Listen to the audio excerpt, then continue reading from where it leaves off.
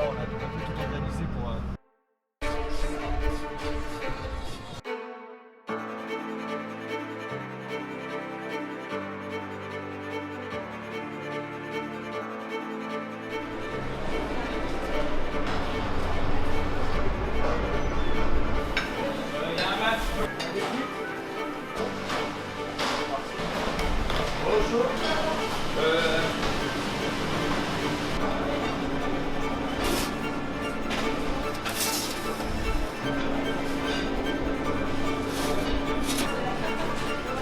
Service, s'il vous plaît.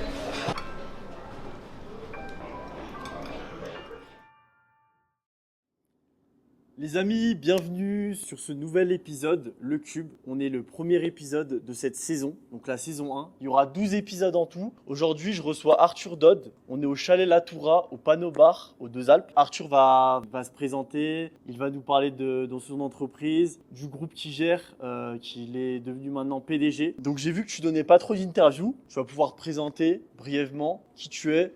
Tu vas pouvoir parler un peu de ton enfance. On va parler immobilier, on va parler héritage, on va parler de ta famille. On va parler un peu de tout, de l'esprit entrepreneur. Voilà, c'est une chaîne basée sur l'entrepreneuriat. Il y aura des artistes, des sportifs. Très content d'être ici, en tout cas, avec toi. Il y a mon cousin qui a fait énormément de travail pour qu'on soit ici. Il a un appart aux Deux Alpes et ça nous fait plaisir que tu nous reçoives ici. Est-ce que tu peux te présenter brièvement qui tu es pour les gens qui ne te connaissent pas, voilà. Ouais, alors super, merci beaucoup de me donner la possibilité de faire ce premier épisode, c'est cool. Merci de venir chez moi, au Panneau Bar à la Toura. C'est un lieu quand même qui est hyper important sur la station des Deux Alpes. Tant en plus à s'étendre un peu plus loin que les frontières des Deux Alpes, voire même des frontières françaises. C'est un petit peu le bébé de la famille, si tu veux. C'est vraiment quelque chose qui nous tient à cœur. Et on l'a fait développer avec les années, ça nous a permis vraiment d'évoluer en même temps que la station et d'évoluer en même temps que les nouvelles technologies, c'est ce que j'aime, on en parlera aussi. C'est une entreprise familiale, au début il n'y avait que le chalet de la Toura, après il y a eu le Panneau Bar qui a été racheté à la base c'était le Panoramix, c'était en 2008, quand le chalet de la Toura a brûlé, on a racheté là-bas, on a reconstruit ici, moi j'avais 18 ans, tu vois, j'ai participé à la reconstruction, c'était cool, pour la petite histoire. Pour la petite anecdote, tu dis que le chalet a brûlé. Comment ça s'est passé en gros? T'avais 18 ans? Tu sais, j'avais 18 ans, moi j'étais à Grenoble à ce moment-là, j'étais en plein dans les études. Et là, il y a mon frère qui me réveille un matin qui me dit bon, bah, il y a un problème là-haut, le chalet il est en train de brûler. Bah, on est monté directement. On avait vu mon père un peu abattu en train de regarder, parce que quand tu vois la structure que c'est quand même colossal, c'est du bois, c'est énormément de bois. C'est quelque chose de marquant. Puis c'était en janvier, c'est quelque chose d'hyper marquant pour l'ensemble des touristes, parce que tu passes au milieu de ça, tu vois un amas de bois brûlé, c'était hallucinant, c'est démentiel. Ton frère, il est plus âgé que toi? Mon frère, il a 3 ans de plus que moi. Ok. Il a participé aussi à l'histoire familiale. Il a tenu le Panneau Bar aussi pendant quelques années. Et là, il a décidé de prendre son envol, de partir de ses propres ailes. On est toujours ensemble associés sur certaines choses. Peut-être qu'on pourra le développer. Mais il est un peu plus de son côté. C'est quoi la relation que tu as avec ton frère du coup? Tu me dis qu'il avait vu ça un peu de ses propres yeux. Toi, à 18 ans, tu es en études à Grenoble. C'est quoi votre relation? Tu me dis qu'il est parti un peu du coup, faire ses trucs à côté. Comment ça se passe, vous deux? Vous avez toujours été fusionnels? C'est autant fusionnel que complexe. Après, c'est histoire de frères, hein. Tout le monde connaît les situations de frangins. Aujourd'hui, on est quand même dans une relation qui est vraiment saine. Et ce qui nous permet aussi d'avancer ensemble, c'est peut-être ça, de s'être détaché de ce lien familial, de ce lien entrepreneurial, entre guillemets, qui nous reliait par la famille. Et peut-être plus maintenant être lié en transversal, tu vois, et pas en pyramidal. Et ça, c'est vraiment cool. Et c'est peut-être aussi ce qui a rendu notre relation un peu plus saine, qui nous a permis aussi d'évoluer et aujourd'hui d'avancer, d'avoir chacun sa famille avec des vraies relations. Bien sûr, parce que j'imagine que ça crée des tensions. Quand tu as un business avec ton frère, vous êtes peut-être pas d'accord sur tout. Comment voyait ça ton père, par exemple? Est-ce que c'était toujours 50-50 Je pense qu'il faut que faudrait que tu rencontres un jour mon père aussi. C'est un personnage. C'est pas quelqu'un qui parle. C'est Ok. pas quelqu'un qui parle. C'est quelqu'un qui nous fait ressentir les choses. Ok. Par l'action, il vous fait ressentir. Exactement. C'est sa façon d'être, sa façon de faire. Quand on était petit, il nous engueulait pas. Tu vois, il nous disait Arthur, Seb dans mon bureau. Et là, tu vois, ça redressait les choses. Et après, doucement, on remontait. Et puis c'était comme ça que notre éducation s'est passée un petit peu. Ok, donc une bonne éducation familiale. C'est ça. Donc en fait, ça a créé. On n'a pas aujourd'hui de conflit avec mon frère. Ça C'est vous a devenu soudé. sain. Et en tout cas, ça s'est assaini avec le temps et c'est super. C'est ça, ça vous a soudé en fait au fil Ouais, des années. Est-ce que tu nous disais que du coup le panneau bar c'est le bébé. Est-ce que tu comptes développer ça? Est-ce que tu comptes faire une chaîne? Est-ce que tu veux t'associer avec d'autres stations? Comment ça se passe ta relation, par exemple, aux Deux Alpes? Ouais, le panneau bar, c'est né de mon père qui avait vu ça. Il me semble qu'il avait fait un tour à Folie Douce à Val d'Isère. Très bien, mais c'était déjà il y a très très longtemps. C'était au début du clubbing d'altitude, si tu veux. Donc la folie douce est née avant le panneau bar, c'est ça? Ouais. Ok. Mais peu importe, il y en avait qu'une, c'était Val d'Isère, tu vois. Ok. Et donc c'est des idées, des fois il faut savoir s'adapter, il faut savoir prendre les bonnes idées de quelque part, les adapter aux autres endroits. Et du coup, en 2008, quand on a avancé, au départ il y avait 3 pauvres enceintes à droite, à gauche pour essayer de faire bouger les gens, tu vois. Et aujourd'hui, mon père un jour, pareil, petite anecdote, ça c'est lui, c'est propre à lui-même, mais c'est ce qui m'a apporté des choses plus tard. Et ça aussi, on pourra en parler. C'est une fois, il est dans la cabine, il descend. Là, il y a un mec qui commence à dire putain, c'est bien, c'est trop cool. Par contre, le son, c'est pas ouf. Là, mon père, le lendemain, il avait passé commande pour 300 000 euros de son, tu vois. Putain, Et ça, c'est vraiment. il a eu le déclic quoi. C'est peut-être un déclic, c'est peut-être des choses qui, moi, me permettent d'avancer aussi. Et en fait, c'est peut-être par rapport à ce genre de choses que je me base. C'est aujourd'hui, il faut prendre des risques, tu vois, il faut vraiment prendre des risques pour prendre le moins de risques possible finalement. Parce que quand tu prends des risques comme ça, dépenser de l'argent dans un endroit, finalement, t'as un ROI. De T'en retrouves T'as un finalement retour quelque au part. final quoi. toute façon, tu sais, le Un jour ou premier, il l'autre. prend tout. Mm. Si t'arrives deuxième, t'as déjà perdu. Ouais, carrément. Donc carrément. le premier, il prend tout et c'est un peu l'optique. Mais c'est pour ça que j'ai pas cette ambition, entre guillemets, parce que j'ai beaucoup d'ambition, mais j'ai pas cette ambition de m'étendre sur d'autres stations. À part si, on sait jamais, hein, l'opportunité peut se présenter et on m'appelle, un coup de fil et tout peut se passer. Mais aujourd'hui, je préfère me concentrer sur des projets, sur d'autres projets, sur de la diversification des entreprises et pas avoir un seul et même produit au même endroit. Ce sera peut-être ailleurs que dans une station de ski. D'accord, ok. Et du coup, quand tu parles de diversification de tes entreprises, t'aimerais diversifier dans quoi exactement? Si t'as des exemples à donner, enfin, je sais pas, ça peut être con, des trucs basiques. Tu sais, il n'y a pas de. En fait, je suis pas arrêté sur une idée précise. Ouais. Il y a donc là, mon frère a une idée de projet qui est plutôt bien avancée, que je le laisserai en parler et quand ce sera plus concret, je Plus pourrai défini, peut-être en ouais. parler, plus défini, etc. Avec un autre associé. Mais je suis pas arrêté en fait à l'idée de je veux aller là-dedans ou je veux aller là-dedans. Non, c'est vraiment j'ai besoin d'avoir cette opportunité et de saisir ces opportunités. C'est hyper important en fait. Parce qu'à chaque fois que j'ai eu, mais c'est des opportunités qui arrivent de nulle part, tu vois. C'est un truc qui peut se passer.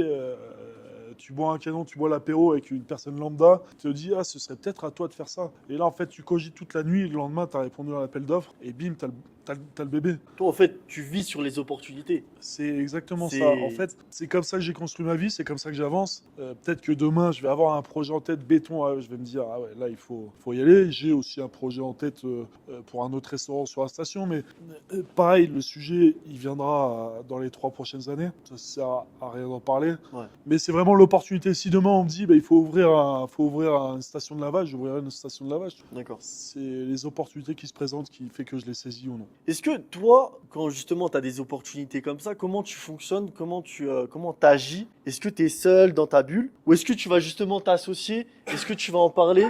Comment ça se passe concrètement? Le problème, c'est, tu vois, ça cogite énormément. Dès que j'ai cette opportunité, si ça a touché un peu ma corde sensible, c'est tout de suite, je vais pas dormir pendant quelques jours et je vais en parler peut-être aux personnes les plus compétentes, À ton réseau? à mon réseau. Le réseau, c'est quand même primordial.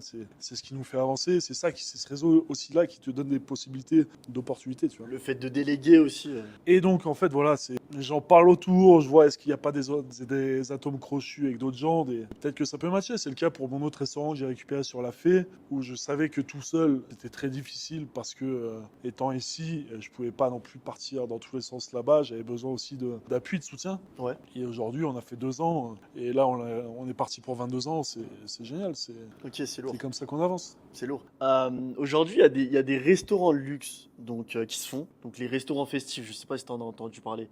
Donc on a la ferme Saint-Amour qui s'est développée à Megève. Enfin bref, il y en a pas mal à Courchevel aussi. Il y a le Chacha, il y a le Hibou. Voilà, aujourd'hui ça devient les stations de ski, donc de luxe un peu huppées. Qu'est-ce que tu en penses, toi, concrètement? Est-ce que c'est un univers qui te parle? Est-ce que tu aimerais justement ouvrir ton restaurant festif? J'aimerais avoir ton point de vue là-dessus, parce que tu sais, Alors, mon point de vue, c'est un truc qui marche en soi. c'est un truc qui marche.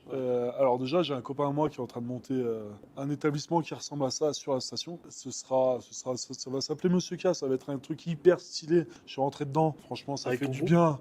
Non, c'est un copain à moi. Donc, Qui est différent. complètement externe. Avec qui j'avais eu un business d'ailleurs. Et avec qui un business qu'on a planté, mais c'est pas grave. Ça fait partie aussi des échecs, choses pourquoi on avance. C'est normal. Et en fait, voilà, c'est stylé, c'est cool, impeccable. Par contre, moi, c'est pas mon objectif. Pourquoi? Parce que mon objectif, c'est de faire du volume, c'est de faire de la qualité et du volume. Mais faire de l'hyper qualité, c'est-à-dire du luxe et du volume, ça reste très dur quand même. Quoi qu'on veuille, tu vas pas chez Bocuse, il fait pas 600 couverts, tu vois ce que veut dire le Misier. Il va en faire 80, allez 100, et ça va être hyper cadré, hyper propre, etc.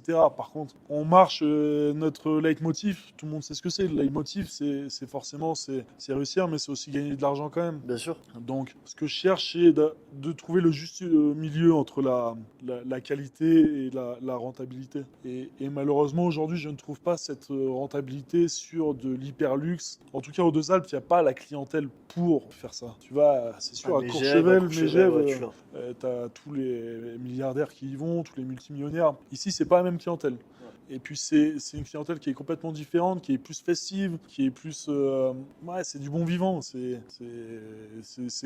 peut-être ce que moi j'irai chercher quand je vais ailleurs. C'est quand je vais dans un établissement comme ça, faut savoir bien manger. Ouais. J'essaie de travailler un maximum de produits frais. Là maintenant j'ai embauché une personne pour faire juste des frites maison. Tu vois, c'est bête, mais ça On a apporte. vu les frites maison en bas, ouais, justement. Ça apporte avec un petit plus, la tu vois. machine. Ça apporte un petit plus, mine de rien. Parce que quand tu fais 1000 couverts, plus 600, quand tu fais 1500 couverts par jour sur cet établissement, ça reste du volume et il faut être conscient de faire de la qualité tout en étant Rentable. rentable. Au final, ouais. Et donc pour toi, est-ce que le luxe, est-ce que justement les Deux Alpes, un jour, potentiellement, ce serait une clientèle de luxe ou ça va toujours rester De toute Ça va. façon, on va pas se le cacher, les stations de ski en général, de toute façon, de haute altitude, ça monte en level, ça monte en gamme. Nous, on le voit avec toutes les constructions qu'il y a sur la station, c'est démentiel. On le voit avec la nouvelle remontée mécanique là, Ouais, qui vient incroyable, de se faire. incroyable. Ils ont mis 150 millions d'euros dans un projet. Les télécabines, elles font combien de mètres carrés? Je sais pas, mais C'est 20 mètres carrés environ. la cabine, c'est plusieurs centaines de milliers d'euros, la cabine, tu vois.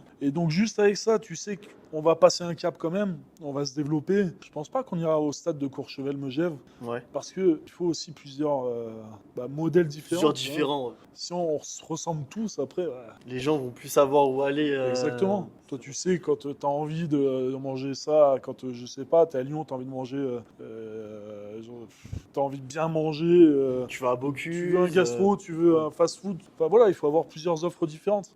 Donc toi, tu reprends le panneau bar. C'est quoi la direction artistique qui te passe par la tête quand tu reprends ça? Est-ce que tu envisages de reprendre la même direction que ton père? Est-ce que tu en as une différente? Tu sais, forcément, il y a quand même une évolution entre mon père et moi. Ouais. Alors déjà, il faut aussi resituer le truc, c'est que le panneau bar a été démoli pour cette remontée mécanique, justement. Et on avait un projet de reconstruction et ça s'est pas fait. Du coup, en fait, sur le mois de juillet, j'ai pété un câble. Je me suis dit, vas-y, il faut absolument que je garde cette marque Panneau Bar. Ça, Juillet c'est super 2024, important. C'était juillet 2023. 2023, ok. Ouais, parce qu'on a déjà fait l'hiver dernier. Et du coup, je me suis dit, il faut absolument garder cette image, cette marque Panneau Bar et la faire vivre. Parce que les Deux Alpes et Panneau Bar, c'est connecté. Donc, j'ai décidé de déplacer ce Panneau Bar au Chez de la Tour, tu vois. Et ça nous a donné raison parce que, on a fait une saison l'année dernière qui était vraiment incroyable. On a encore fait venir de 2-3 guests qui étaient super sympas pour en revenir à ADA. On a fait de la marque Panobar, en fait, quelque chose de plus fort qu'une identité physique. Si tu veux. Et c'est pour ça qu'aujourd'hui, je me rends compte, et ce qu'on a fait, c'est vraiment cool, parce que viennent chercher les gens ici, et ils le retrouvent. C'était là-bas, c'est pareil. Tu vois, on a gardé notre âme, notre état d'esprit, notre identité qui est là. Et ça, c'est l'identité Panobar. Donc, sur ADA, mon père et moi, forcément, il y a un certain écart d'art. On peut pas avoir les mêmes pensées, la même façon de faire, tu vois. Tout le temps, je lui demanderai toujours conseil, bien sûr. Mais même s'il me dit non, peut-être que je vais le faire quand même. Ouais, parce que du coup, tu prends toujours des conseils de ton père. Comment ça se passe? Ton père travaille toujours pour l'entreprise ou... Mon père est toujours là, il a toujours une supervision. Ouais. Tu veux, Il supervise toujours. Ouais, mais... Parce qu'il a quel âge, là? Mon père a 75 ans, tu veux, il a besoin de ça aussi. Ouais. Mon père, ça a été un travailleur de fou, ça a été un développeur, un businessman vraiment compétent et qui avait vraiment une vision du futur. C'est pour ça qu'aujourd'hui, en 2007, il a fait le Panobar, ça c'était déjà une vision du futur. Donc, tu as apporté ces changements-ci, donc de vouloir déplacer le Panobar. Est-ce que, du coup, là tu as fait un nouveau restaurant qui s'appelle La Fée, c'est ça? Ouais, en fait, c'est une concession publique. C'est un restaurant qui allait être laissé vide pendant une saison parce que les appels d'offres ils se sont retrouvés infructueux, si tu veux. Donc, c'était à vendre? C'est des concessions, c'est-à-dire que c'est public. Même ici, ça m'appartient pas. Hein. C'est vraiment. Les murs ne t'appartiennent pas? C'est tout à la mairie. D'accord. Donc, à la mairie des Deux-Alpes? C'est ça. Ok. Donc, c'est moi qui construis tout, c'est moi qui dépense de l'argent, mais c'est à la mairie. D'accord. C'est des À 100%. À 100%. C'est moi, dans 8 ans, le contrat est fini. Merci. Ça se trouve, je serre la main, au revoir et à tout jamais. Après, il y aura un appel d'offres qui va être relancé, tu vois, on va refaire les choses. C'est des contrats bien sur sûr que c'est des contrats sur. Ça dépend. Ça C'est- dépend du montant investi, si tu veux. Parce que si tu investis 5 millions ou 10 millions ou 500 000, tu n'amortis pas sur la même durée et donc tu négocies aussi ce temps de concession. D'accord, ok. Donc La Fée, en fait, c'était vide parce que les anciens ont décidé d'arrêter. Ils ont lancé un appel d'offres. Il se trouve que ça a été tout infructueux. Et puis, bah, je Toi, sais t'as pas. senti l'opportunité? Ouais, mais si tu veux, un mois et demi après, quand ça à dire, bon, bah, vas-y, ça chute. Pour celui qui le reprend, il n'y a pas de loyer, pas de machin. Tu vois ce que je veux dire? Parce qu'il fallait absolument quelqu'un qui l'exploite. Là, j'ai dit, Sinon, ça fermait ou... Sinon, c'était pas ouvert. C'était pas ouvert, ok. Donc j'ai dit, vas-y, bingo. Ok. On saisit l'opportunité, tu vois. Ouais, carrément. Alors au début c'était que pour un an et après avec mes associés on a décidé de repartir Parce pour que- le nouvel appel d'offres et du coup maintenant c'est parti pour 22 ans. Ah ouais, putain, d'accord. Parce que t'as hésité quand même avant de reprendre ou... Bah t'hésites toujours forcément, les Ouais, opportunités qui arrivent, Tu réfléchis, on disait tout à l'heure, tu réfléchis aux choses. Tu poses les pour et les contre. Le tout c'est, il suffit que tu as le pour qui est tellement plus puissant que tous ces Carrément. contre Carrément. et après c'est bon, ça roule. Carrément. Ça Ouais, je suis roule. d'accord avec toi. Et une fois que tu as lancé la machine, si tu veux, Ouais, je suis d'accord avec toi. après tu vois, le cheval quoi, t'as les œillères et t'avances. Ouais. C'est quoi les aspects positifs et négatifs que tu as vus lors de la reprise du groupe? Tu peux m'en citer si tu as des petites anecdotes. Tu sais, il y a, en fait, je vais te raconter quand même le petit parcours perso, Ouais, carrément. parce que c'est assez important pour arriver du point A au point B. Au début, j'étais quand même assez presque honteux, tu vois, de faire partie d'une famille d'entrepreneurs qui gagnait un peu d'oseille, machin. Et j'ai toujours, je sais pas, un petit peu de recul là-dessus, toujours été un peu discret, très discret là-dessus, jamais voulu me mettre en avant là-dessus. Et puis j'ai eu l'opportunité, pareil, un jour, ça a été de créer une société de débouchage de chiottes. Ah ouais, donc rien à voir. Donc ça, c'est ton premier Rien business. à voir, ça, c'est mon premier business. Que T'avais familialement, quel âge? ça, j'avais quel âge? J'avais 24 ans. Ok, d'accord. Au même moment, en plus, enfin, ma femme accouche au moment où je démarre la boîte. Là, t'es aux Deux-Alpes? Là, je suis aux Deux-Alpes. Ouais, Là, t'es aux Deux-Alpes. ah non, attends, la première année, je suis à Grenoble encore. Ok, ouais. Donc, je démarre la boîte. C'est une histoire familiale avec c'est mon oncle qui décide ça et on le fait ensemble. Et on crée cette société où, pendant 4 ans, en fait, je débouche des chiottes, on achète des camions, Ça marche quand même. ça marche. Mais surtout, plus que ça, c'est que je me suis, je me suis prouvé et à moi-même et aux autres qu'en fait, que j'étais plus que juste, tu vois, le fils d'eux. Et ça, c'était super important pour moi parce que quand pendant 4 ans, tu crées une société où tu vas déboucher des choses, ça, tu vois, job ingrat. Mais tu prouves aux autres dans tout le groupe que, ah putain, t'as vu ce qu'il fait? Ah, Puis c'est- tu démarres de zéro. Bravo. Et tu démarres Tu zéro. démarres C'est-à-dire zéro. qu'au début, tu as 0 client, tu as 0 contrat, tu as Tu 0 démarres, rien. tu fais Et tout même toi-même. maintenant, pire que ça, c'est-à-dire que tu me mets la télécommande du camion dans les mains et elle se dit, ah ouais, qu'est-ce que je fais avec ça, tu vois? Qu'est-ce que je fais avec ça? Le premier coup de fil qu'on me donne pour dire, allez, vas-y, va déboucher ce shot. Je dis, ok, je me retrouve avec le camion que j'ai acheté, ouais, super. Tu savais pas trop comment faire, ouais, Tu vois, tuto YouTube. Allez, vas-y, tu sais, j'avais fait une formation de une demi-heure dans leurs locaux 6 mois avant. Sauf que là, j'arrive, puis après, t'assumes, tu vois, pendant... Après, t'es sur le terrain, donc t'apprends, quoi. T'apprends tout seul, et puis voilà, tu es en astreinte 24-24, 7-7, pendant 4 ans, 5 ans. Donc au début, c'est vrai que c'est un peu dur familialement, et surtout à la naissance des enfants.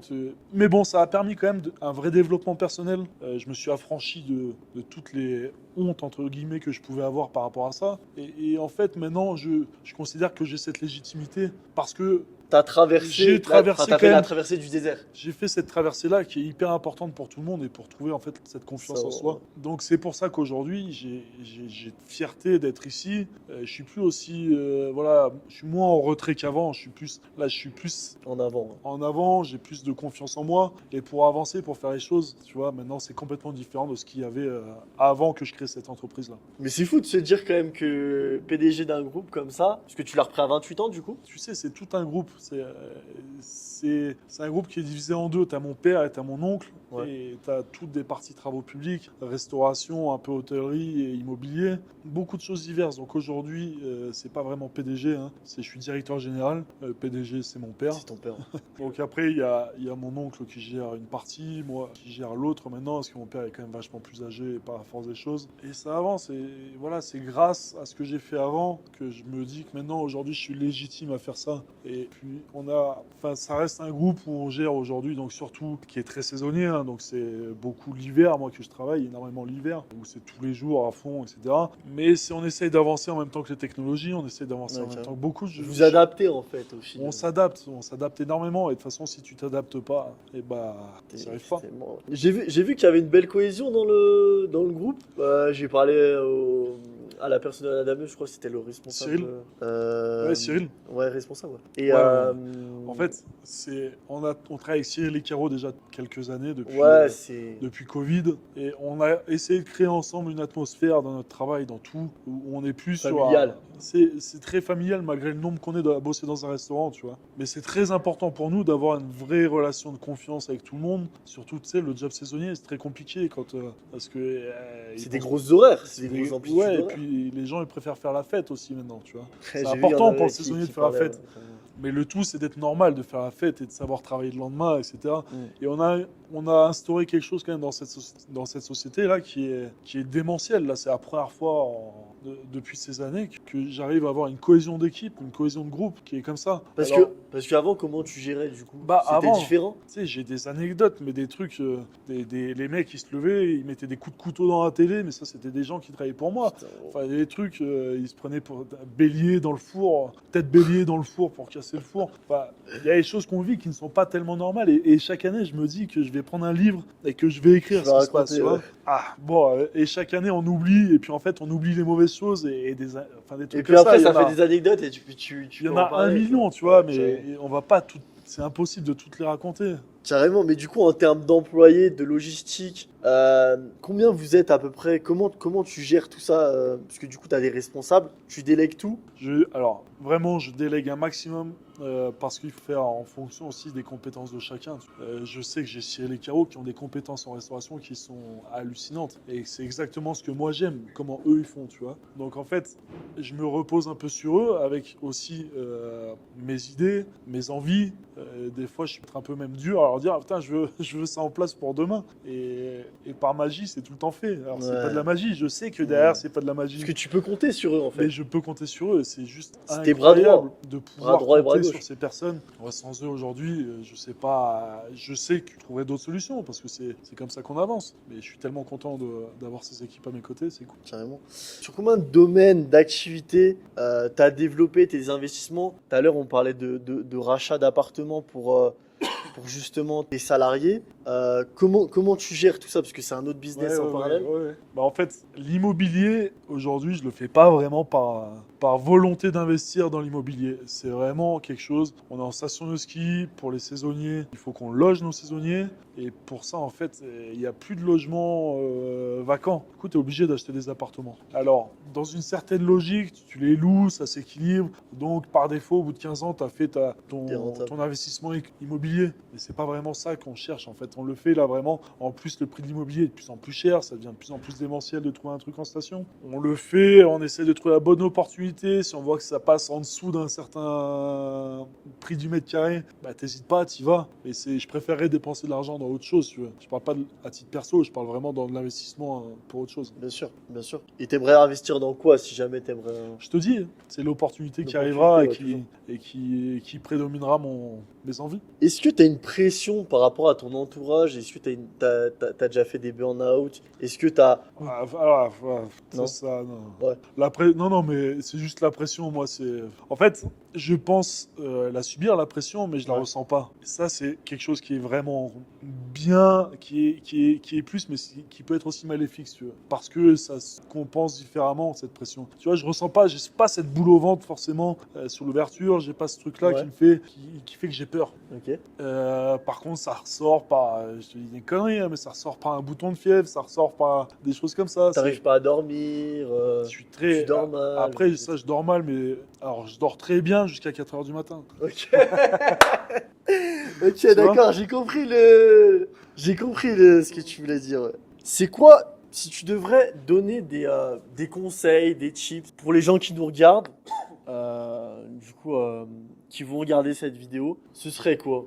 T'as démarré du coup ta première entreprise à 24 ans, tu étais dans le débouchage de chiottes. Aujourd'hui, bah, t'es là, je pense que tu peux être fier de toi, je pense que ta famille peut être fière de toi. Si t'as des conseils, j'imagine que oui, il faut travailler dur. Ça, voilà. Ouais, mais attends, je vais te dire un autre truc, c'est que travailler dur, c'est bien. Faire Ouais, des voilà. heures, faire une amplitude horaire, tu fais 5h, 22h, c'est bien. Certes, il n'y a pas grand monde qui arrive à le faire. Mais aujourd'hui, tu as des outils qui nous permettent en fait d'être plus efficients, de faire un job sur une amplitude horaire hallucinante, de le faire finalement plus que sur 5 heures. Et tu divises ton temps par deux. Alors tu peux continuer du coup à avoir cette amplitude horaire et du coup faire les choses fois deux. C'est pour ça que je veux dire, c'est que passer du temps, des heures au travail, ouais, c'est bien. Ouais. Et nous, on est obligé parce que là, quand tu reçois les clients, c'est telle heure à telle heure, etc. Par contre, après, le soir, travailler sur Excel avec l'IA, avec des trucs comme ça, permet de gagner un temps. C'est hallucinant. Du coup, travailler dur, oui, mais travailler intelligemment. Intelligemment, ouais, c'est mieux. Je connais des gens qui passent des amplitudes, qui font leurs 16-17 heures par jour, et t'as l'impression, ouais, ok, ouais. Mais ça avance, Ouais, ça stagne quoi. Ouais, ça stagne. Ok. Ça stagne. Donc c'est pour ça, je fais énormément confiance à la technologie, je fais toutes les avancées, il faut se dire que... Et puis j'accepte le changement, si tu veux. J'accepte le changement, et ça c'est ce que tout le monde va devoir faire un jour ou l'autre, c'est accepter ces changements qui vont arriver. Là, il s'est passé en 80 ans tout ce qui s'est changé. Ouais, j'avoue, c'est incroyable. Là, ça va se passer, maintenant, ça va se passer en 20 ans, tous ces changements, tu vois. Et Avec après, ce sera la plus 20 ans, IA, après, ce sera 10 ans, Ouais. et après, ce sera 5 ans. Parce que tout avance comme ça. Donc, sauf que quand, sur 80 ans, bah, nous, les grands-parents, ils ont connu la télé, qui c'était déjà une révolution. Après, il fallait l'accepter d'avoir dans le foyer, même la télécommande. Ouais. Juste avoir la télécommande, tu regardes, j'étais sur Bernard Tapie la dernière fois, c'est des trucs comme ça qui sont incroyables. Accepter la télécommande, c'était dur, tu t'imagines, toi, accepter la télécommande, maintenant, tu changes la chaîne avec ton téléphone. Tu vois ce que je veux dire? Donc t'acceptes et J'accepte et du le coup, changement et je pense qu'il faut faire avec, il faut vivre avec son temps. C'est démentiel, tu vois, là je mets du click and collect, je mets du paiement à table. J'attendais de vivre l'expérience client, vraiment du paiement à table. Je l'ai vécu à Paris cet été. paiement à table, c'est-à-dire. C'est-à-dire que tu sais, quand tu as des groupes de 16 personnes qui Ouais. chacun veut payer sa part, Ouais. voire sa bouteille d'eau, ou alors j'ai pas bu d'alcool, j'ai pas bu de vin moi, ça tu pètes un câble, ça devient Ouais, c'est carrément, un carrément. enfer pour Tu nous. dois diviser, calculer. Le chef de rang, du coup, il perd, Un temps, il perd 10-15 15 minutes Ouais, sur une carrément. table, tu vois. Et j'attendais de vivre l'expérience client pour mettre ça en place. Je l'ai vécu à Paris et franchement, je l'ai bien vécu. Ah, ok, tu le vis en tant que client Et je- pour. Ouais, c'est ça, j'ai aussi justement, besoin, tu vois, de ça, de moi, de me sentir client pour voir si je l'accepte, comment je le ressens, etc. En plus, c'est une clientèle qui est majoritairement étrangère. Eux, c'est bon, c'est en place depuis des années. Hein. Donc, il faut avancer vraiment avec son temps. Le paiement à table, le click and collect, ça va te dire le son. Là, je vais devoir réinvestir dans du son qui sera encore plus incroyable, qui va réussir à se connecter avec de la lumière, à tout. Enfin, Donc, ouais, toi, en fait, t'es pour l'innovation, Je le suis- changement, l'évolution, en fait. ah, mais je suis à 1000% T'as pour. 1000% là-dedans. Moi, je suis pas. Alors, attention, je suis pas Elon Musk à vouloir me mettre Oui, une puce puce dans la tête, tu vois ce que je dans veux le dire. cerveau, ouais, carrément. C'est indispensable aujourd'hui si tu veux faire avancer ton établissement. Ok. Tes business, ils vont avancer avec ça. Par Ouais. exemple, d'autres choses, tu vois, des trucs tout bêtes, mais sur le curage, sur le débouchage de chiottes. Si tu arrives à imprimer ta facture en direct depuis ton camion, tu as fini l'intervention, tu imprimes ta facture depuis ton camion, tu donnes, tu es payé direct, Tu peux le faire. mais c'est juste génial. Alors qu'avant, moi, je passais des nuits, des fois, à faire les factures parce que j'avais pas le temps, tu sais, t'es toute la journée en train de bosser, déboucher tes trucs, machin. T'as pas le temps de faire tes factures. Du coup, t'as du retard de paiement.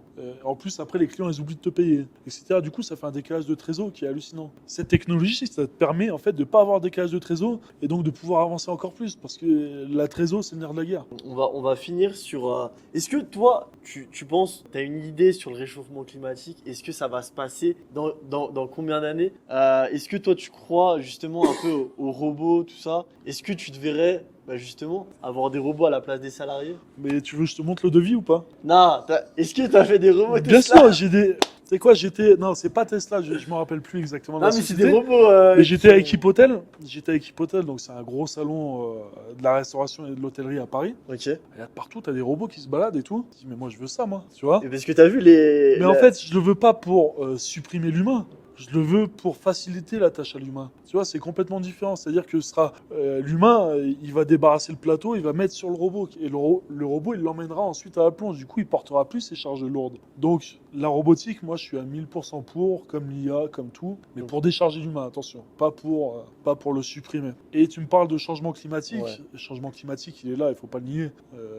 Il neige de plus en plus haut. Enfin, il pleut en tout cas de plus en plus haut. Aux Deux-Alpes, on a de la chance, c'est qu'on va être les derniers à mourir. On va faire partie des derniers à mourir. Ce qui est une chance incroyable. Alors là, c'est la chance d'être placé ici à ce moment-là. Si mon père il avait fait le business, je te dis, d'autres Ouais, petites stations. Tu vois, je vois l'Alpe du Grand Cerf qui galère en ce moment. Ça me fait de la peine en plus. Il y a des stations qui vont Parce que mourir. c'est en effet. Mais Parce qu'il y a des stations qui ouvrent que 2-3 mois dans l'année, même plus. bah, c'est ça. Euh, Et nous, avec le glacier, avec la hauteur, dans mon resto, il est à 2600 mètres. Je sais que j'ai pas trop de problèmes de neige dans les prochaines années. Quand tu vois, le front de neige il va monter doucement, il va monter à 2100 mètres, et puis après 2003, mais on va être les derniers à mourir. Et pour toi, c'est quoi la suite, s'il y aurait une suite dans les montagnes? Le J'arrive vélo, pas, si tu veux, j'arrive pas. t'arrives pas à Je pense pas visualiser. que le vélo, je pense que c'est super important de garder cette activité du vélo en montagne, mais ça peut pas faire du volume comme ça, comme le ski en fait. Parce que ce serait la neige C'est artificielle. pas possible. La neige artificielle en fait partie. Il y aura peut-être d'autres En fait, j'ai envie de te dire, je vais faire confiance aux avancées technologies technologiques. qui ouais. vont arriver. Aujourd'hui, il y a beaucoup d'entreprises qui investissent dans l'écologie. Ouais. Il y a beaucoup d'investissements qui se font là-dedans, comme le compost. J'ai parlé avec du coup ton responsable ce matin qui me disait qu'il redescendait du coup le compost. Ouais. Et il y a maintenant des toilettes écologiques. Niveau technologie, niveau déchets, il faut savoir c'est que les déchets en altitude, surtout quand tu fais 1500 couverts, plus t'as 2000 Anglais qui boivent de la bière, et ça fait du déchet de fou. Et donc le but du jeu, c'est vraiment de réduire ces déchets un maximum. Pour ça, en fait, tu as dit, hein, le compost, là on a acheté une machine à compost en urgence, parce que la logistique elle a tout changé avec les remontées mécaniques. Du coup, on doit s'adapter à eux, ce qui est normal, c'est pas à eux de s'adapter à Bien nous, sûr. c'est l'inverse, c'est Bien normal. Et du coup, pour ça, là, j'ai acheté une machine à compost où tu réduis de 80% tous tes déchets. J'ai acheté une machine pour broyer le verre aussi. Ah ouais. Tu vois, c'est une machine où j'arrive à faire une palette de Corona par jour. Putain, ouais, d'accord. Tu vois, quand tu fais une palette de Corona, bah, ça te fait une palette de Corona vide à jeter à la C'est poubelle. énorme. Du coup, bah, en fait, tu réduis tes déchets avec ça. Après, c'est du verre qui sera recyclé. Les cartons, tu essaies de les stocker, de descendre à moins possible. Parce que plus tu le fais en une fois, forcément, moins ton empreinte écologique, elle est importante, tu vois. Donc, si tu fais tous les jours la démarche de descendre les poubelles, la démarche de trier tous les jours... En bas, je parle. Parce qu'ici, on fait le tri forcément par défaut. Et du coup, ça nous réduit en fait l'empreinte écologique. Et Donc- on réduit de plus de 70% avec le compost nos déchets. Du coup. Donc, tu as investi dans une machine à compost, dans une machine à casser le verre. Ouais. Est-ce que tu comptes justement investir dans d'autres. En fait, ce que je rêve, malheureusement, l'urbanisme ne le permet pas aujourd'hui, parce qu'il y a des règles qu'il faut respecter, ce serait de me construire une pièce, là en bas, dans mes réserves, uniquement pour la gestion des déchets. J'achèterais une balle à carton, j'achèterais 2 composts comme j'ai aujourd'hui. Ça me permettrait vraiment de me faciliter la vie et d'amener vraiment un plus sur cette écologie et de montrer aussi aux gens que non, ok, je suis quelqu'un qui ramène 3000 personnes sur le même endroit, tu vois, c'est beaucoup. Mais on essaye de respecter un maximum en mettant en place des choses. Et en 2008, c'était pas le cas quand on a reconstruit. avoir une pièce pour les déchets. Ouais, c'était vois, inimaginable. C'était inimaginable, ouais. D'accord. Est-ce que tu as des petites anecdotes, par exemple, à nous raconter par rapport à tes équipes, à la montagne, aux deux vois, Alpes? on Est-ce que recrute. tu skis beaucoup? Tu sais que pour aller d'un restaurant à l'autre, je suis obligé de skier. D'ailleurs, là, je vais faire l'ouverture aujourd'hui de mon autre resto et je vais en ski, il fait Prends tes mauvais. skis. Ah, tu sais que je skie, hein. Non, mais je skie. Mais j'ai peur de la blessure, en fait. Ok, ouais. J'ai peur de la ça t'est- blessure. T'as déjà eu une blessure? Et non, mais j'ai le ménisque qui est très fragile. Beaucoup d'années de sport, tu vois. Et j'ai le ménisque qui est trop fragile. Qui fait que j'ai peur de la blessure. Mais je suis obligé d'y aller de façon en ski. Il n'y a pas d'autre accès. Ouais. Le recrutement, on le fait quasiment, c'est 100% Facebook. Ah ouais? C'est 100% Facebook. Faut Comment dire, ça se fait? Pôle emploi, France Travail. Indeed, tout ça, non? Et cette année, j'ai mis une annonce, ça a été assez cool, où je vantais la difficulté du job, en fait. Tu vois ce que je veux dire? Je suis pas là pour mentir sur quoi que ce soit. Nous, quand on recrute, on dit attention, hein, c'est vraiment un job, faut y aller, quoi. C'est que- difficile. T'as une RH ou c'est toi qui fais le recrutement?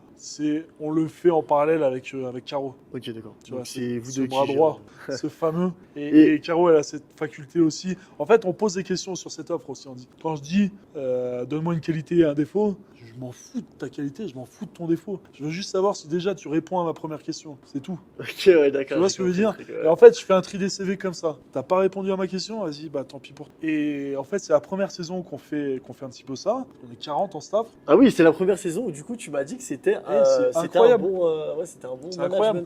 Après, tu vois, je mets des primes automatiques s'il n'y a pas de retard, je mets des primes automatiques s'il n'y a pas d'absence. Il faut s'adapter à. Tu vois, Pour eux, ils peuvent donner, pour eux, ils donner peuvent- envie en fait. eux, ils peuvent s'adapter à nous, mais nous aussi, patrons, il faut qu'on s'adapte. Ah ouais, ouais. Tu vois ce que je veux dire?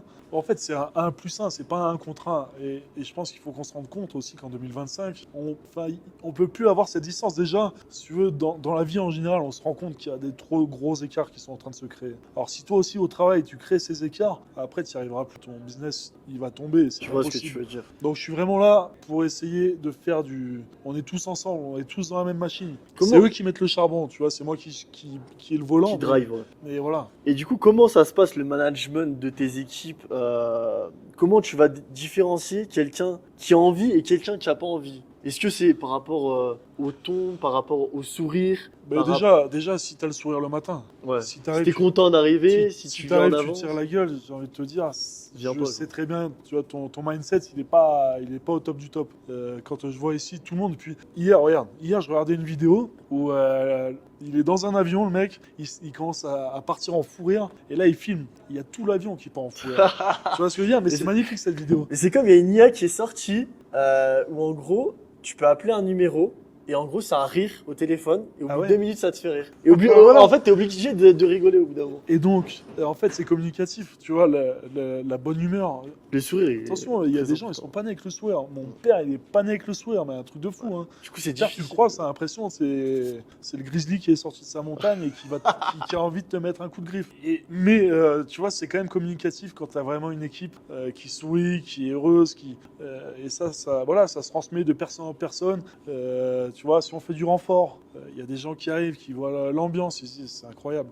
Tu fais du mixte ou tu mélanges? Tu fais du 50-50, garçon-fille? Ah ouais, franchement, c'est 50-50. Ouais, 50-50 à chaque fois. Ouais, Sur bah chaque après, saison. Tu sais, il y a tout le temps le problème un peu de logement, essayer, parce que tu peux pas Tu mettre mets les filles, les nana garçons. et les un garçons. mec qui se connaissent pas, les mettre ensemble dans un logement, c'est compliqué. Donc tu fais des fois en fonction aussi de tes logements, mais on est quasiment, ouais, c'est par égal, 50-50. Est-ce que tu aimerais que ton groupe ressemble un peu à l'univers justement que fait transmettre Bernard Arnault du coup avec ses enfants? Tu vois, où Tu sais que, exactement, mais je respecte à fond ces gens-là, parce que tu les vois, mais ils sont tellement simples. ils sont tellement humbles. Et Ils sont tu vois, c'est tellement, l'humilité, c'est pas... ouais.